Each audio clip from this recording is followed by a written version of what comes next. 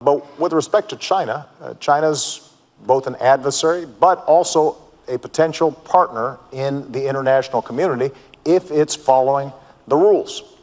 This can't go on. I want a great relationship with China. China can be our partner, but that doesn't mean they can just roll all over us and steal our jobs on an unfair basis. And so we can be a partner with China. We don't have to be an adversary in any way, shape, or form. We can work with them. We can collaborate with them if they're willing to be responsible. And we believe China can be a partner, but we're also sending a very clear signal that America is a Pacific power, that we are going to have a presence there.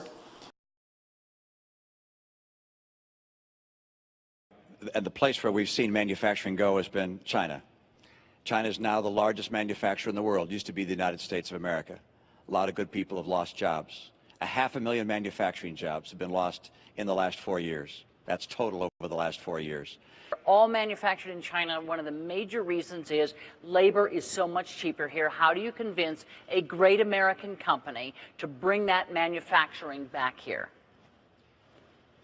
The answer is very straightforward. We can compete with anyone in the world as long as the playing field is level. China's been cheating over the years. One, by holding down the value of their currency. Number two, by stealing our intellectual property, our designs, our patents, our technology. There's even an Apple store in China that's a counterfeit Apple store, selling counterfeit goods. They hack into our computers. We will have to have people play on a fair basis. That's number one. Candy, there's some jobs that are not going to come back because they're low-wage, low-skill jobs. I want high-wage, high-skill jobs. That's why we have to emphasize manufacturing. That's why we have to invest in advanced manufacturing. That's why we've got to make sure that we've got the best science and research in the world. And when we talk about deficits, if we're adding to our deficit for tax cuts for folks who don't need them, and we're cutting investments in research and science that will create the next Apple, create the next new innovation that will sell products around the world, we will lose that race. They have to manufacture goods and put people to work. They have about 20 million people coming out of the farms every year, coming into the cities, needing jobs. So they want the economy to work.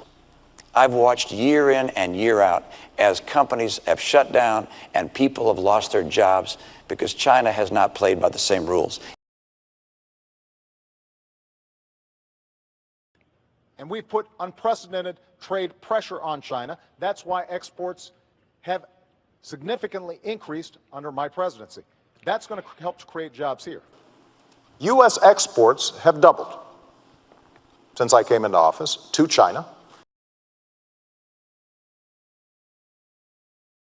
But we've also set up a task force for trade that goes after anybody who is taking advantage of American workers or businesses and not creating a level playing field. We've brought twice as many cases against unfair trading practices than the previous administration, and we've won every single one that's been decided. We have brought more cases against China for violating trade rules than the previous administration had done in 2 terms.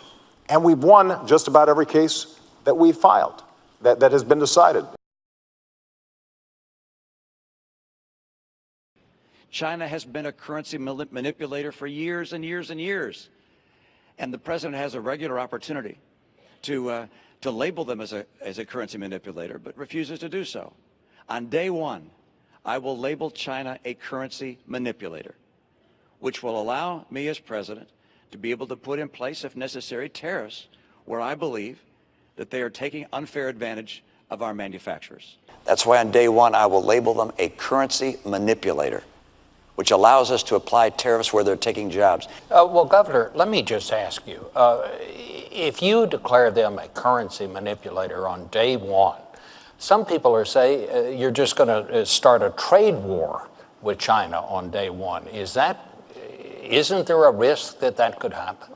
Well, they sell us about this much stuff every year, and we sell them about this much stuff every year. So it's pretty clear who doesn't want a trade war.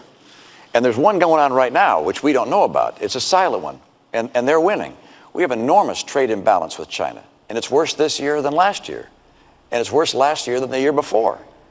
And so we have to understand that we can't just surrender and lose jobs year in and year out. We have to say to our friends in China, look, You guys are playing aggressively. We understand it. But this can't keep on going.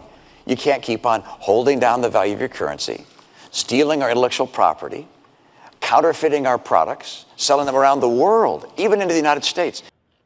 And as far as currency manipulation, the currency's actually gone up 11% since I've been president because we have pushed them hard. Actually, currencies are at their most advantageous point for U.S. exporters since 1993. We absolutely have to make more progress.